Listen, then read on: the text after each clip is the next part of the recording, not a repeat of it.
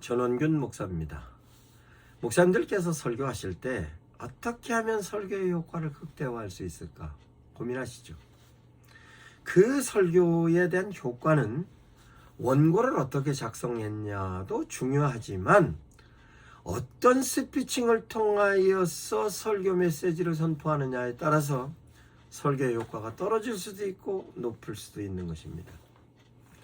그 설교를 선포하는 데 대해서 스피칭을 4가지 요소로 설명하겠습니다. 목사님들께서 스피치에 대해서 반드시 이해하시면 스피치의 효과를 통해서 설교의 효과를 충분히 누리실 겁니다. 그러면 스피칭에 있어서 첫 번째 요소는 뭐냐? 스피칭의 첫 번째 요소는 스피칭의 페이스입니다. 어떤 페이스를 갖고 스피칭 하느냐에 따라서 성도들이 보다 효과적으로 이해하는 것입니다. 스피칭의 페이스는 말하는 속도입니다. 어떤 속도를 갖고 말을 해야 하는가가 대단히 중요한 것입니다. 그러면 스피칭의 페이스는 어떻게 결정하는가? 어떤 목적을 갖고 설교하느냐에 따라서 스피칭의 속도를 조절해야 합니다. 결단의 목적이냐? 변화의 목적이냐? 유지의 목적이냐? 성장의 목적이냐? 성도들을 향하여서 스피칭도 또한 페이스를 유지하는 데 있어서 성도들을 감동시킬 때의 페이스와 성도들을 설득할 때의 페이스와 성도들을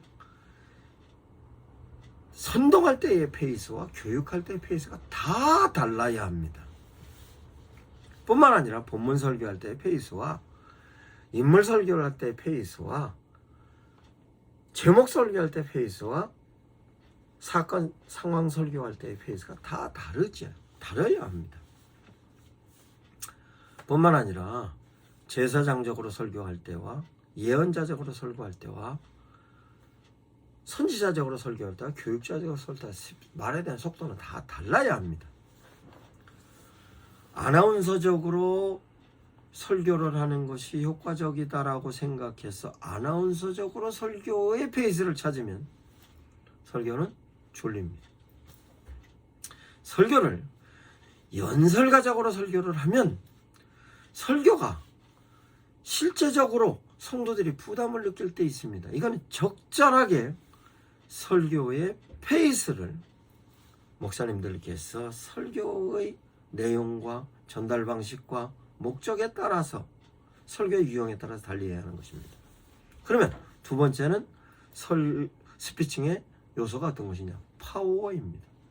어떤 힘을 실어서 설교를 할 거냐에 대한 것이 대단히 중요합니다. 어디에 힘을 줘서 볼륨을 높일 것이냐, 어디에 힘을 줘서 볼륨을 뺄 것이냐, 이 파워가 대단히 중요합니다. 이 파워 역시 설교할 때에 어떤 목적을 갖고 설교를 하느냐에 따라서 어떤 파워를 갖고 설교를 해야 하는가 중요한 것입니다. 똑같이 결단의 목적을 갖고 있을 때 어디에 파워를 주어야 성도들이 효과적으로 결단할 건가? 설교를 할 때 있어서 설교에 어디에 파워를 줘야 성도들이 효과적으로 변화 줄 것인가? 설교를 하면서 있어서 파워를 어떻게 형성을 해야 성도들의 삶에 유지가 되는가? 성도들이 신앙적인 유지를 할 때 있어서 어떻게 파워를 해야 성장으로 바꿔지는가? 마찬가지로 파워를 어느 부분에 구성을 해야 성도들이 효과적으로 이해하는가에 대한 것이 제사장적인 설교, 예언자적인 설교, 선지자적인 설교, 교육자적인 설교도 다 달리해야 하는 것입니다. 설교의 내용에 따라서도 파워를 달리해야 합니다. 감동할 건가? 설득할 건가? 선동할 건가? 교육할 건가? 이와 같이 파워에 대한 내용을 목사님들께서 충분히 이해하셔야 설교할 때 힘을 줄 때에 달리하는 것입니다. 그러면 세 번째로 스피칭의 요소는 뭐냐? 스피칭의 피칭입니다. 피칭. 그러면 피칭은 뭐냐? 어떤 단어를 어떤 문장을 가지고 어떻게 제시하는가입니다. 어떤 단어를 어떤 내용을 갖고 제시하느냐에 따라서 그 제시되어졌던 내용이 성도들에게 효과적으로 이해가 될 수도 있고 이해가 되지 않을 수도 있습니다. 즉 설득할 때에 있어서의 문장은 12단어로 씁니다. 12단어에서 16단어까지 쓰는데 16단어가 넘어가면 성도들은 헷갈립니다. 그래서 성도들을 향하여서 하나님의 메시지를 개념을 명제로서 제시할 땐 말씀드렸듯이 문장을 12단어를 넘어서면 안 됩니다. 뿐만 아니라 성도들을 향하여서 피칭을 할 때 어떤 단어를 쓰느냐에 따라서도 성도들은 감동을 할 수도 있고 거부도 할 수 있습니다. 그것은 어떤 단어를 채용하는 따라서 설교가 격이 있을 수도 있고 격이 떨어질 수도 있는 것입니다. 이와 같은 데 된 내용을 목사님들께서 설교하실 때 반드시 유념하셔야 되십니다. 그러면 다시 설교의 피칭을 할 때 있어서 차용하는 단어와 문장을 결단의 설교를 할 때는 어떻게 쓸 것인가, 변화의 설교를 할 때는 어떻게 쓸 것인가, 유지의 설교를 할 때는 어떻게 쓸 것인가, 성장의 설교를 할 때는 어떻게 쓸 것인가 반드시 생각해 보아야 합니다. 뿐만 아니라 피칭을, 단어와 문장을 제사장적인 설교를 할 때는 어떻게 할 것인가, 예언자적인 설교를 할 때는 어떻게 할 것인가, 선지자적인 설교를 할 때는 어떻게 할 것인가, 교육자적인 설교를 어떻게 할 것인가 반드시 유념하셔야 됩니다.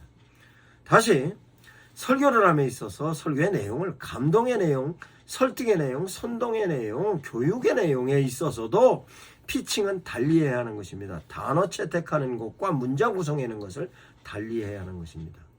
이와 같은 내용이 효과적으로 피칭이 효과적이면 개념과 문장과 스토리가 잘 구성이 되는 것입니다. 뿐만 아니라 설교를 함에 있어서의 마지막은 포즈입니다. 포즈의 개념은 무엇이냐? 설교를 할 때 있어서 성도들이 어떨 때는 수월하게 듣는데 어떨 때는 숨가쁘게 듣고 어떨 때는 깝깝하게 듣고 이런 경우가 있는 것입니다.